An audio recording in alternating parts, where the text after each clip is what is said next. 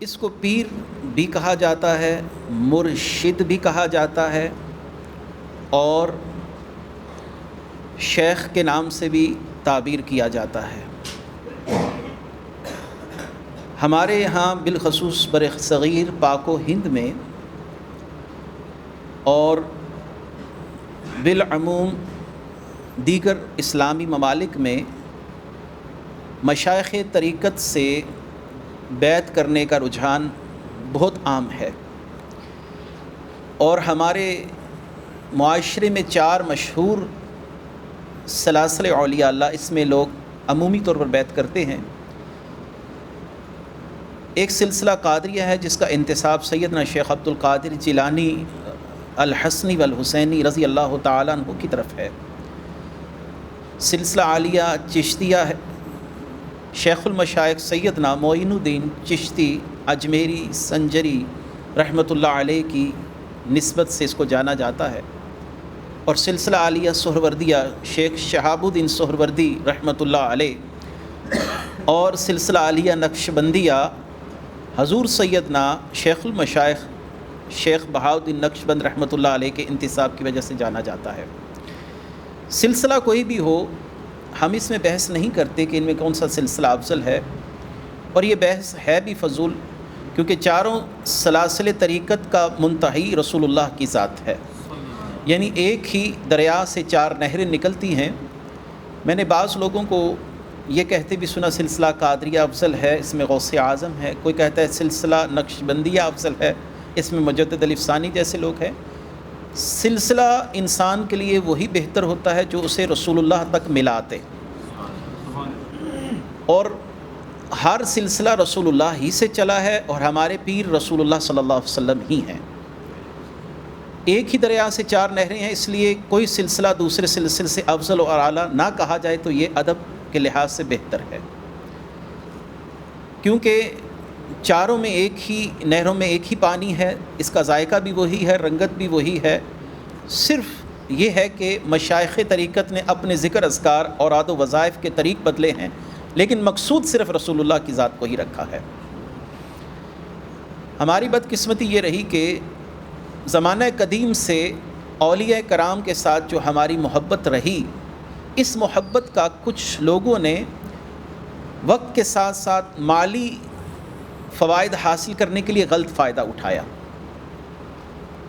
ولایت کو بھی تسلیم کرتے ہیں، سلسلوں کی افادیت بھی مانتے ہیں، خود بھی سلاسل میں بیعت ہیں، مشائخ کی تعلیمات کا برحق ہونا بھی اپنی جگہ پر ہے، ان سلسلوں کی افادیت کا انکار بھی نہیں ہے، لیکن ان سلاسل کے نام پر لوگوں نے دنیا کمانا شروع کی، اور صرف اسی بات کو کافی سمجھا کہ ہم کسی شیخ کے گھر پیدا ہو گئے ہیں، تو لہٰذا اب اس سلسلے کو آگے لے کر چلنے کی صلاحیت ہمارے پاس ہے۔ کسی پیر کے اندر فتاوی افریقہ میں سیدی اعلیٰ حضرت عظیم البرکت رحمۃ اللہ علیہ نے شیخ کی 4 شرائط بیان کی ہیں، پیر کی 4 شرائط ہیں، اور ان 4 شرائط کو بیان کرنے کا مقصد کسی شخص پر تنقید نہیں ہے، وہ سمجھ لے کہ میں نے جس شخص کے ہاتھ میں ہاتھ دیا ہے، آیا کہ وہ رسول اللہ کا حقیقی وارث ہے یا صرف وارث ہونے کا دعوے دار ہے۔ یہاں پر اس بات کو سمجھنا ضروری ہے۔ سیدی اعلیٰ حضرت عظیم البرکت رحمۃ اللہ علیہ فرماتے ہیں کہ جس شخص کے ہاتھ میں آپ نے ہاتھ دیا ہے اپنی باطنی اصلاح کے لیے، تو اس کے لیے ضروری ہے کہ اس کا سلسلہ متصلاً رسول اللہ تک پہنچتا ہو۔ اس نے جس سے بیعت کی ہے وہ شیخ اپنے شیخ کے طریق سے ہوتا ہوا دوسرے حوالے سے، تیسرے سے، چوتھے سے، 5ویں سے، 6ٹھے سے، 7ویں سے، یعنی ایک سلسلہ متصل یہ رسول اللہ صلی اللہ علیہ وسلم تک پہنچتا ہو، اس میں کہیں بھی انقطاع نہ ہو، کہیں بھی کوئی ایسی بیچ میں خلا والی صورتحال نہ ہو کہ سلسلہ منقطع ہو گیا، ٹوٹ گیا۔ آپ نے جس سے بیعت کیا وہ اپنے شیخ کا نام، اس کے شیخ کا نام، ان کے شیخ کا نام، ان کا شیخ کا نام، جس کو آپ اپنی زبان میں شجرہ بولتے ہیں، وہ جانتا ہو، یعنی کوئی سر پاؤں ہو۔ یہ نہیں کہ راستے میں اٹھ کر کہا رات کو رسول اللہ کی زیارت ہوئی، آپ نے فرمایا مسند ارشاد پر بیٹھ جا، لوگوں کو بیعت کر، ایسے شخص کی بیعت قطعاً جائز نہیں ہے۔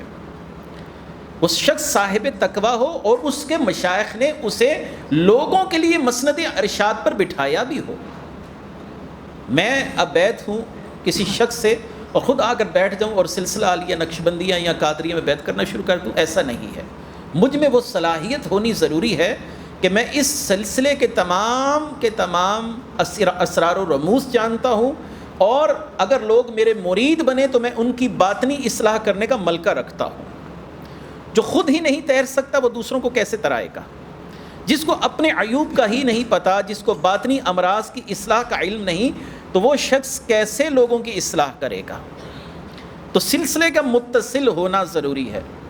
یہ جو ہم صبح و شام اپنے شجرے پڑھتے ہیں، بالخصوص قادری پڑھتے ہیں، چشتیوں میں بھی پڑھا جاتا ہے، نقشبندیوں میں اپنا سلسلہ ہے، یہ اصل میں اس عزم کا اعادہ ہے، یا رسول اللہ صلی اللہ علیہ وسلم ہم آپ کے ساتھ متصل ہیں اور آپ کی تعلیمات پر عمل پیرا ہیں۔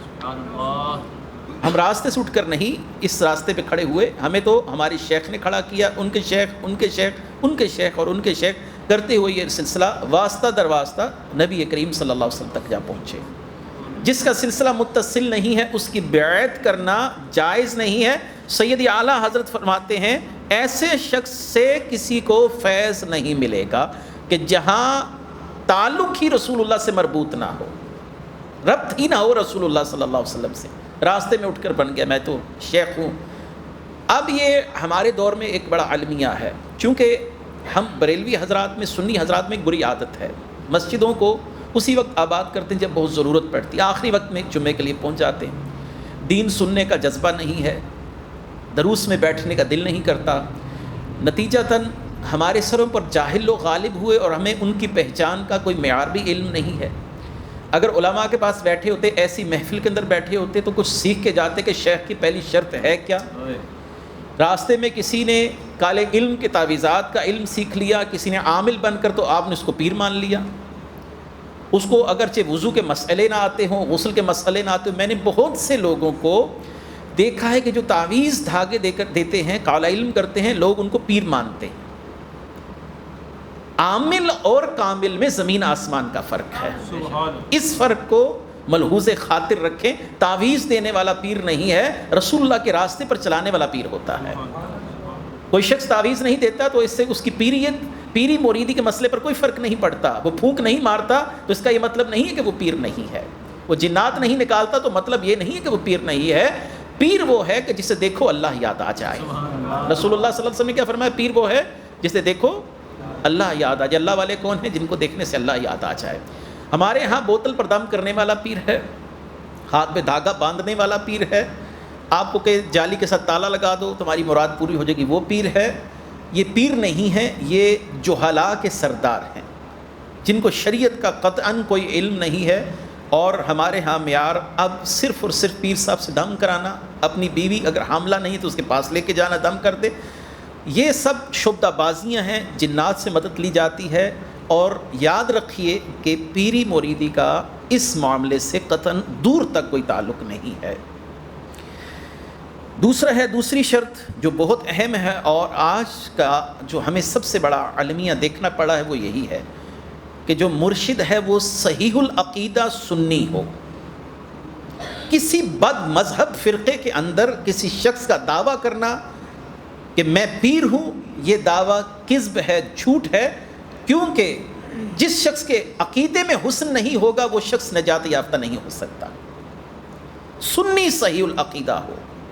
ابھی تو فلانے شاہ صاحب بھی وہ پیر صاحب ہیں، اور دیوبندیوں میں بھی اب نقشبندی نکل آئے ہیں، اور چشتی اور قادری اعلیٰ حضرت نے فرمایا کہ الامان، اب تو ان لوگوں میں بھی چشتی قادری سہروردی بن بیٹھے۔ عقیدے کا حسن سب سے اہم چیز ہے۔ اگر عقیدہ صحیح نہیں ہے رسول اللہ کے لیے، صحابہ کے لیے، تو سمجھیے یہ وہ درخت ہے جس کی جڑ کاٹ دی گئی، یہ سوکھ گیا ہے۔ جڑ اسی وقت جب تک ہے اسی وقت درخت ہرا بھرا ہے، سبز ہے۔ اور عقیدے کسی شخص کے لیے جڑ کا کام دیتے ہیں۔ کسی شخص کا عقیدہ صحیح نہیں تو ساری زندگی کی عبادات ٹھیک نہیں۔ اچھا، اگر پیر صحیح العقیدہ ہے اور بعد میں بد عقیدہ ہو گیا، تفضیلی ہو گیا، شیعہ ہو گیا، کوئی ایسے فرقے سے اس کا تعلق ہو گیا جو اہل سنت سے عقیدے کی بنیاد پر اختلاف رکھتا ہے، تو آپ کی بیعت خود بخود ہی ختم ہو جائے گی۔ آپ کسی خوش فہمی میں مبتلا نہ رہیں میرے پیر کے ساتھ میری بیعت قائم ہے۔ بیعت کے لیے پیر کا صحیح العقیدہ ہونا ضروری ہے۔ آپ بیعت نہیں توڑیں گے، بیعت خود بخود ختم ہو جائے گی۔ اس لیے ختم ہوگی کہ بیعت کی دوسری بنیادی شرط اس میں نہیں پائی گئی، وہ صحیح العقیدہ نہیں ہے۔ بہت سے افراد اس وقت ایک فتنہ تفضیلیت اٹھا ہے۔ تفضیلیت کہتے ہیں انسان عقیدے میں آدھا سنی ہو جائے اور آدھا رافضی ہو جائے، اس کو سنیوں میں اور رافضیوں میں کوئی فرق معلوم نہ ہو رہا ہو، مابعد نزاع مسائل کیا ہے اس کو علم نہ ہو۔ یہی وجہ ہے کہ اس وقت جو ہمارے لیے بڑا مسئلہ بنا ہوا ہے، ہمارے علماء حضرات کا جو گروہ ہے وہ اس بات سے بہت سخت پریشان ہے کہ روافض نے ان لوگوں تک اپنی اپروچ کی ہے، ان لوگوں تک اپنا ہاتھ ڈالا ہے جو دین سے بے بہرا تھے اور باپ داداؤں کی گدیوں پر بیٹھے تھے، مریدوں کی ایک بڑی تعداد ان کے پاس تھی۔ روافض نے محنت نہیں کی ہر شخص پر، انہوں نے صرف انہی لوگوں پر محنت کی ہے، ان لوگوں کو باور کروایا ہے کہ تم لوگ حب اہل بیت ہمارے طریق پر کرو، یہ ٹھیک ہے، یا ہم جتنی عزت تمہاری کرتے ہیں تمہارے اہل سنت افراد تمہاری عزت نہیں کرتے۔ نتیجہ کیا نکلا؟ نتیجہ یہ نکلا کہ آج خانگاہوں پر کالے علم گاڑ دیے گئے ہیں، تعزیے وہاں سے برآمد ہو رہے ہیں۔ حضور سیدنا عارف کھڑی میاں محمد بخش رحمۃ اللہ علیہ، آپ کے دادا شیخ کا پورا خاندان جو قادری تھا، غوث اعظم سے ان کا روحانی تعلق تھا، انتساب تھا، وہ اب سب رافضی ہو چکے ہیں۔ آپ کے بڑے بڑے مزارات اس وقت رافضیوں کے زیر تسلط جا چکے ہیں، لیکن آپ لوگ بس ہاتھ چومتے ہیں، سید صاحب بس آؤ جی بیٹھے۔ میں اس پر ایک بہت بڑے سید کی گواہی آپ کے سامنے پیش کرتا ہوں، جن کو حضور سیدنا پیر مہر علی شاہ صاحب رحمۃ اللہ علیہ کہا جاتا ہے۔ آپ ملفوظات مہریہ اور ملفوظ نمبر 70 ہے، اس میں فرماتے ہیں میں سادات کو تلقین کرتا ہوں صرف اور صرف اس بات پر تقیہ نہ کریں، اس بات پر آسرا نہ کریں ہم کس گھر سے تعلق رکھتے ہیں، نیک اعمال عمل صالح یہ اللہ کی بارگاہ میں قیامت کے دن پوچھے جائیں گے۔ رسول اللہ نے فرمایا جس کو اس کا عمل پیچھے پھینک دے اس کا نسب اسے آگے نہیں لائے گا۔ صحیح مسلم کی اس حدیث کو ذرا توجہ سے سمجھنے کی کوشش کیجیے، جس کا عمل اسے پیچھے پھینک دے نسب آگے نہیں لائے گا۔ ایمان نہیں ہے، عمل صالح نہیں ہے تو تبت یدا ابی لہب و تب ہے۔ اعمال صالح ہیں، رسول اللہ کی غلامی ہے تو بلال کعبے کی چھت پر کھڑے ہیں۔ حبشے کے غلام ہیں، اللہ نے عزتیں کیسے دی ہیں؟ عمل صالح اور اطاعت رسول سے دی ہیں۔ اسلام میرٹ پر لوگوں کو آگے لاتا ہے۔ میں فلاں کا بیٹا ہوں، میں فلاں خاندان سے ہوں، میں فاروقی ہوں، میں سادات سے ہوں، میں عثمانی ہوں، میں فاروقی ہوں، میں اشعری ہوں، کوئی بھی آپ کا نسب ہے، میں صدیقی ہوں، ان چیزوں کا اس وقت آپ کو فائدہ ہوگا رسول اللہ صلی اللہ علیہ وآلہ وسلم کی حدیث کی روشنی میں، جب آپ رسول اللہ صلی اللہ علیہ وسلم کے ساتھ نظریاتی موافقت رکھتے ہوں گے۔ بڑے بڑے لوگ آج پھسل گئے ہیں، آج کا دور بڑا فتنوں کا دور ہے، بہت مشکل سے کوئی شیخ کامل ملتا ہے، کسی کا سلسلہ متصل نہیں ہے، یا اگر سلسلہ متصل ہے تو غریب راستے میں بدعقیدہ ہو گیا، شیطان نے اس کو گمراہ کر دیا، اس میں نسبی حمیت کا بھوت جاگ اٹھا اور اس نے کہا ہم اہل سنت کے عقیدوں کو خیر بات کرتے ہیں، ہمارے بابا تو علی ہیں، ہم حضرت علی کو سب سے افضل سمجھتے ہیں۔ میں نے حضور سیدنا داتا گنج بخش رحمۃ اللہ علیہ کی کتاب کشف المعجوب کو ایک مقام پر بڑے غور سے دیکھا تو ہر شخص کو اپنے باپ دادا سے بے شک فطری محبت ضرور ہے، لیکن حضور داتا گنج بخش رحمۃ اللہ علیہ فرماتے ہیں کہ نبیوں رسولوں کے بعد سب سے بہترین شخصیت صدیق اکبر رضی اللہ تعالیٰ عنہ۔ اب وہ سید بھی ہیں، حسنی سادات سے ہیں۔ اب آتے ہیں پیر مہر علی شاہ صاحب کی طرف، وہ بھی سید ہیں، حسنی سادات سے ہیں، ان کے نسب کی گواہی اس سے بڑھ کر کیا ہوگی کہ رسول اللہ نے فرمایا تو میرا بیٹا ہے۔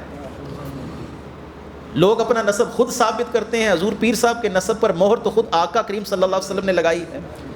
آپ فتاوی مہریہ میں فرماتے ہیں جس نے حضرت علی کو نبیوں سے افضل کہا وہ کافر ہو گیا، اور جس نے شیخین سے افضل کہا وہ اہل سنت سے خارج ہو گیا۔ وہ بدعتی ہے، اس کے پیچھے نماز مکروہ تحریمی واجب الاعادہ ہے۔ یہ سادات کی گواہیاں میں دے رہا ہوں۔ تیسرے سید امیر عبد الواحد بالگرامی رحمۃ اللہ علیہ، سبع سنابل جنہوں نے لکھی ہے، فتاوی رضویہ کی 28ویں جلد میں سیدی اعلیٰ حضرت نے فرمایا یہ وہ کتاب ہے جس کو بارگاہ رسالت میں شرف قبولیت حاصل ہے۔ بہت سے لوگوں نے دیکھا کہ رسول اللہ صلی اللہ علیہ وسلم سبع سنابل شریف مسکرا کر پڑھ رہے ہیں اور فرماتے ہیں میں اس کتاب سے متفق ہوں۔ اس کی ابتدا میں ہی میر عبد الواحد بالگرامی کہتے ہیں فقیر خود سادات سے ہے، میں خود سیدوں سے ہوں، لیکن کہتے ہیں عقیدہ وہی ہے کہ جو رسول اللہ کے دور سے چلا آ رہا ہے۔ ہمارا یقین اور اعتقاد یہی ہے کہ رسول اللہ کے بعد سب سے افضل صدیق اکبر کی ذات ہے۔ یہ ہے صحیح العقیدہ سید، یہ سادات کے عقیدے ہیں۔ پیر صاحب حضور سید داتا گنج بخش میر عبد الواحد بالگرامی، آخری حوالہ غزالی زماں علامہ احمد سعید کاظمی رحمۃ اللہ علیہ، جو سیدنا امام کاظم کی اولاد سے ہیں اور سادات سے ہیں۔ آپ نے فرمایا کہ ایسا شخص جو اہل سنت کے اعتقاد کے خلاف عقیدہ رکھتا ہو، حضرت معاویہ کے لیے اس کی رائے صحیح نہ ہو، صدیق اکبر پر کسی اور صحابی کی فضیلت کا قائل ہو، ایسا شخص اہل سنت سے خارج ہے۔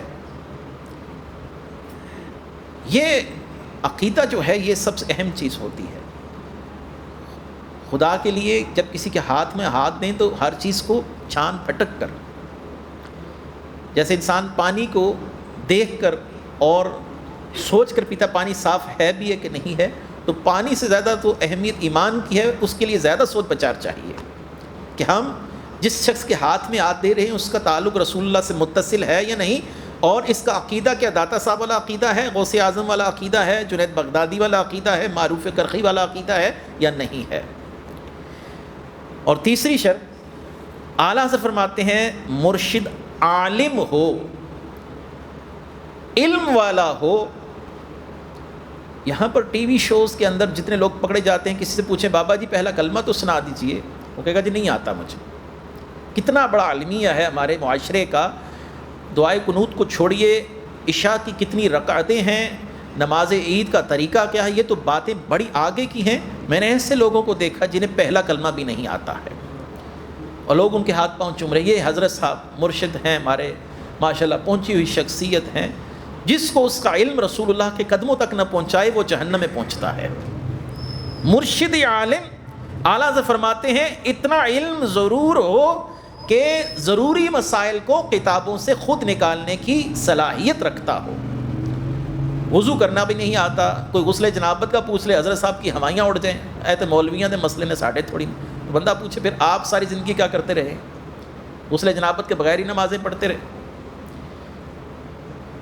غسل جنابت کے مسئلے ہوں، کوئی مسئلہ اس سے پوچھا جائے تو اسے پتہ ہو یہ کس کتاب اور کس کتاب کے اندر مفتابحہ قول ہے، یہ قول ٹھیک ہے، بہار شریعت تو کم از کم اس کو پتہ ہو۔ اس کو کچھ بھی نہیں پتہ، وضو کا نہیں پتہ، نماز کا نہیں پتہ، اگر پاکی اور پلیتی کے مسائل اس کو نہیں پتہ تو وہ پاک کیا رہتا ہوگا؟ جب پاک نہیں رہتا ہوگا تو اس کی عبادات کا کیا معیار ہوگا؟ جب عبادات کا معیار نہیں ہے تو ولی فاسق تو نہیں ہوتے، ولی فاسق نہیں ہوتے۔ ولی تو اللہ کے محبوب لوگ ہوتے ہیں جو اپنی اطاعت اور اپنی رضا سے، اللہ تعالیٰ کی رضا کی خاطر اپنی زندگیوں کو وقف کیے ہوتے ہیں۔ نہ اس کو نہانے کا پتہ، نہ کچھ پتہ، نہ بغلوں کے بال صاف کرنے کا علم، نہ اس کو اس بات کا علم ہے کہ فرائض و واجبات کیا ہے۔ ایک اینکر نے پچھلے دنوں داتا صاحب کے باہر ایک شخص کو پکڑ لیا، حضرت آپ کے لیے لوگ اعتقاد رکھتے ہیں ولی ہیں، اچھا آپ بتائیں عشاء کی نماز کی رکعتیں کتنی ہیں؟ اس نے کہا جی ہم عشق کی نمازیں پڑھتے ہیں، اس میں کوئی رکعت نہیں ہوتی۔ تو رسول اللہ سے بڑا عاشق کون ہے اللہ کا؟ آپ نے بتایا امت کو اس کی 4 سنتیں ہیں، 4 فرض ہیں، 2 سنتیں، 2 نفل، 3 وتر، یہ تمام 17 رکعتیں پوری ہیں۔ رسول اللہ صلی اللہ علیہ وسلم نے تو آخری سانس تک شریعت کو ہاتھ سے نہیں چھوڑا۔ کیا آپ کو اللہ سے محبت نہیں؟ صحابہ کو اللہ سے محبت نہیں؟ یہ کون سی محبت ہے؟ جس سے محبت کی جائے اسی سے بغاوت کی جائے، عبادت ایک بھی نہیں کرنی، سجدہ کرنے میں تمہیں تکلیف ہے اللہ کو، تو یہ کیسی محبت ہے؟ رسول اللہ کے تو قدم سوج رہے ہیں، حضرت عائشہ منع کرتی ہیں تو آپ فرماتے ہیں اللہ کا شکر گزار بندہ نہ بنو۔ قدمین میں ورم آ جانا یہ تو مشہور ہے احادیث میں، جب ان سے شریعت ساکت نہیں ہے۔ تو پھر شریعت کسی بھی مائی کے لال سے ساکت نہیں ہو سکتی، نہ کسی مولوی سے، نہ کسی علامہ سے، نہ کسی مفتی سے، نہ کسی پیر سے، نہ کسی مرید سے۔ کسی کے ہاتھ میں آتی ہم باطنی نمازیں پڑھتے ہیں، اللہ تعالیٰ معاف فرمائے، باطنی نمازیں پڑھتے ہیں۔ یہ کون سی نمازیں جو صحابہ کو نہیں پتہ تھی، رسول اللہ کو نہیں پتہ، تمہیں پتہ چل گئی۔ رسول اللہ نے فرمایا جو لوگ نمازیں چھوڑتے ہیں میں چاہتا ہوں مسجد چھوڑ کر جاؤں اور ان کے گھروں کو آگ لگا دوں۔ رسول اللہ نے فرمایا جو لوگ نماز ترک کرتے ہیں قیامت کے دن اللہ تعالیٰ ان کو فرعون اور حامان کے ساتھ ایک ہی زنجیر میں باندھ دے گا۔ پیر کا جامع شریعت ہونا ضروری ہے، شریعت کے مسائل کو جاننا ضروری ہے، پتہ اس کو کچھ بھی نہ ہو، اہل سنت کے عقائد و نظریات کا بھی پتہ نہ ہو۔ ایک پیر صاحب بہت عرصہ پہلے ٹینچ میں دعا کر رہے تھے، اے قرآن کے خالق تجھ سے سوال کرتے ہیں۔ یہ عقیدہ کفر ہے قرآن کا خالق اللہ کو کہنا۔ قرآن تو اللہ کا کلام ہے، اس کی صفت ہے، قرآن مخلوق نہیں ہے۔ وہ دعا کر رہے تھے اے قرآن کے خالق، تو ہمارے ایک دوست نے سنا، انہوں نے کہا کہ اللہ ہی حافظ ہے ان کے سارے مریدوں کا، جس کو یہ نہیں پتا کہ قرآن مخلوق ہے یا نہیں ہے۔ اتنی بڑی بات امام احمد بن حنبل نے ساری زندگی اسی بات پر کوڑے کھائے ہیں، لیکن اس بات کو نہیں مانا کہ قرآن مخلوق ہے۔ اور چوتھی شرط ہے مرشد فاسی کے معلن نہ ہو، اعلانیہ گناہ کرنے والا نہ ہو، حد شرع سے بڑے بال رکھے ہیں، داڑھی خشخشی رکھتا ہے، نمازیں ترک کرتا ہے، تو ایسے شخص سے بیعت کرنا قطعاً منع ہے، حرام ہے۔ آج کل ایک حضرت صاحب آتے ہیں بڑے سوشل میڈیا پر، بال بڑے بڑے رکھے ہوئے ہیں، حد شرع سے بڑے بال ہیں، یہ بھی حرام۔ یہ ظاہری فسق ہے جو چھپا ہوا نہیں، اعلانیہ ہے، اور لوگ کہتے ہیں کہ یہ حضرت صاحب صاحب کرامت ہیں۔ کرامت کیا عجیب و غریب کام کرنا یہ ولایت کا معیار ہے؟ نہیں۔ دجال سورج کو مغرب سے نکالے گا، آپ کیا اس کو اللہ کا سب سے بڑا ولی مانیں گے؟ کیا وہ اس وقت غوث ہوگا؟ صحابہ جو ولیوں سے بھی اعلیٰ مقام رکھتے ہیں، بہت سے صحابہ سے کبھی بھی کرامت کا ظہور نہیں ہوا۔ ایک بھی صحابی آپ کہیں کہ اس سے اتنی کرامتیں ظاہر ہوئی جتنی غوث اعظم سے ظاہر ہوئی، آپ کی کوئی شخص ایسا نہیں ملے گا۔ غوث اعظم سے کرامتیں زیادہ ظاہر ہوئی ہیں۔ ملا علی قاری کہتے ہیں غوث اعظم سے کرامتیں ایسے ظاہر ہوتی تھی جیسے تسبیح کے دانے پہ دانہ گر رہا ہوتا ہے، ایک کے بعد دوسری، دوسری کے بعد تیسری، تیسری کے بعد چوتھی، چوتھی کے بعد پانچویں۔ اتنی کرامتیں تو صدیق اکبر سے بھی ظاہر نہیں ہوئی، لیکن صدیق اکبر کے راستے کی خاک بھی غوث اعظم سے افضل ہے۔ کرامت معیار نہیں ہے کہ کسی نے پھونک ماری ہے اور آپ نے کہہ دیا حضرت صاحب بڑے صاحب کرامت ہے، اور پھر وہ حضرت صاحب کہتے ہیں میں تو بڑا صاحب کرامت آدمی ہوں۔ اس کو کرامت نہیں بولتے، استدراج بولتے ہیں۔ استدراج شیطان کی مدد سے لوگوں کی تکالیف کو دور کرنے کا طریقہ ہے، لوگوں کے عقیدے کو خراب کرنے کا طریقہ ہے۔ بہت سے لوگ حضور سیدنا معین الدین چشتی کے سامنے آ کر ہوا کے اندر اڑ کر دکھاتے تھے، یہ استدراج ہوتا تھا، جادو کی قوتیں تھیں، شبہ بازی تھی۔ ایک شخص نے دعوی نبوت کیا تھا پہلی صدی کے آخری دور میں، عبد الرحمن دمشقی اس کا نام تھا۔ اس نے کہا میں نبی ہوں۔ اب خود بتائیے کہ کیا رسول اللہ کے بعد کوئی نبی آ سکتا ہے؟ جو امام ابو حنیفہ نے فرمایا جو کسی شخص سے یہ کہے کہ تو اگر نبی ہے تو یہ کام کر کے دکھا، وہ شخص بھی کافر ہو جائے گا۔ ماننا بات کی بات ہے، کسی سے یہ کہنا کہ اچھا تو اگر نبی ہے تو یہ کر کر دکھا تو وہ شخص بھی کافر ہے، کیونکہ یہ اتنا واضح اور اتنا ظاہر عقیدہ ہے کہ اس کے خلاف سوچنے والا بھی راہ اعتدال سے نکل جائے گا۔ عبد الرحمن دمشقی نے کہا میں تو نبی ہوں، اور پھر وہ لوگوں کو اپنے کرتب دکھاتا تھا۔ شیاطین جنات ایسے لوگوں کی مدد کرتے ہیں، مثلا کسی کو تکلیف دیتے ہیں، لوگ اٹھا کر اس کو اس شخص کے پاس لے آتے ہیں، حضرت یہ بیمار ہے، تو شیاطین اس شخص کو چھوڑ دیتے ہیں اور وہ شخص صحت یاب ہو جاتا ہے، لوگوں کا عقیدہ بن جاتا ہے یہ شخص بڑا کامل ہے، میرا بیٹا بیمار تھا میں اس کے پاس لے کے گیا تو ٹھیک ہو گیا۔ اصل میں یہ شیاطین آپ کے ذہن کے ساتھ کھیل رہے ہوتے ہیں، آپ کا عقیدہ کسی فاسق شخص پر جما رہے ہوتے ہیں۔ بہت سے عیسائی ابھی بھی مائک پر دم وغیرہ کرتے ہیں اور ان کا سالانہ چکر لگتا ہے، پنڈی میں ایک دن کے لیے آ رہے ہیں، 2 دن کے لیے فیصلہ آباد جائیں گے، 5 دن کے لیے وہ ایک مقدس دعا کریں گے، مائک کے اندر بہت سے بیمار ٹھیک ہو جائیں گے۔ اس کے پیچھے بھی یہی حکمت ہے۔ رسول اللہ آ گئے، اب کچھ اور ہمیں نہیں چاہیے، ہمیں دین اسلام کی چاہیے۔ تو عبد الرحمن دمشقی کو جب فوج کے افراد پکڑنے کے لیے گئے تو اس کو زنجیریں باندھ دی گئیں، اور اس نے صرف ان کو پھونک ماری تو زنجیریں ایسے ہو گئیں جیسے خاک جو ہوتی ہے ہوا میں اڑ جاتی ہے، جلنے کے بعد خاک جب پھونک ماری جائے تو اڑ جائے، اس کے ہاتھوں سے زنجیریں ایسی غائب ہو گئیں جیسے کہ خاک اڑ جاتی ہے۔ لوگ حیران ہو گئے، آدھے لوگوں نے فوراً کہا یہ تو اللہ کا نبی ہے۔ دیکھیں انسان کو شیطان کہاں پر جا کے گمراہ کرتا ہے۔ جنہوں نے رسول اللہ کے بعد کسی کو نبی مانا وہ شک کبھی جنت میں جا سکتا ہے؟ بنیادی عقیدے کا انکار کر گئے۔ عبد الرحمن دمشقی ان کو ایسی کرامات دکھاتا تھا، کبھی آگ میں کھڑا ہو جاتا تو کوئی آگ اثر نہیں کرتی تھی۔ تو ایک صاحب بصیرت آدمی تھا، اس صاحب بصیرت نے کہا کہ اگر اس کو مارنا ہے تو پھر نیزے کو بسم اللہ الرحمن الرحیم پڑھ کر اس کو مارا جائے، پھر یہ جا کر مرے گا۔ اور عبد الرحمن دمشقی نے بہت بڑا فتنہ اٹھایا تھا۔ رسول اللہ صلی اللہ علیہ وسلم نے فرمایا میرے بعد 30 لوگ دعوی نبوت کریں گے۔ کتنے لوگ؟ 30 لوگ قیامت تک دعوی نبوت کریں گے۔ مسلمہ کذاب بھی ہے، عبد الرحمن دمشقی بھی ہے، مرزا غلام احمد قادیانی بھی ہے، اور اسود انسی بھی ہے۔ بہت سے لوگوں نے دعوی نبوت کیا، ان میں اس دمشقی کا نام بھی شامل ہے۔ بہاؤاللہ بھی تھا جس کا فرقہ بہائیہ بھی اسلام آباد میں ان کا ایک مرکز ہے، اس نے بھی 8ویں صدی میں دعوی نبوت کیا تھا، اور وہ بھی ایسے عجیب و غریب کام کر کے دکھاتا تھا۔ عجیب و غریب کام کر کے دکھانا، یہ کرامتیں اور اس چکروں میں لوگوں کو پھنسا لینا، لیکن انسان کا حلیہ رسول اللہ کے حلیے کے ساتھ موافقت نہ رکھتا ہو تو ایسے شخص کو جوتے کی نوک پر رکھنا چاہیے۔ ہمارے لیے کلمہ رسول اللہ کا ہم نے پڑھا ہے، معیار بھی رسول اللہ کی ذات ہے۔ کوئی رسول اللہ کے طریق پر ہمیں مسجد تک، وہ پیر کیسا پیر ہے جو آپ کو مسجد تک نہیں لا سکا؟ جو مسجد تک نہیں لا سکا وہ جنت میں کیسے لے کے جائے گا؟ بس اتنی بات آپ کے لیے کافی ہے۔ اللہ تعالیٰ میں اپنے عقیدے میں حسن پیدا کرنے کی توفیق عطا فرمائے۔ وآخر دعوانا ان الحمد للہ رب العالمین۔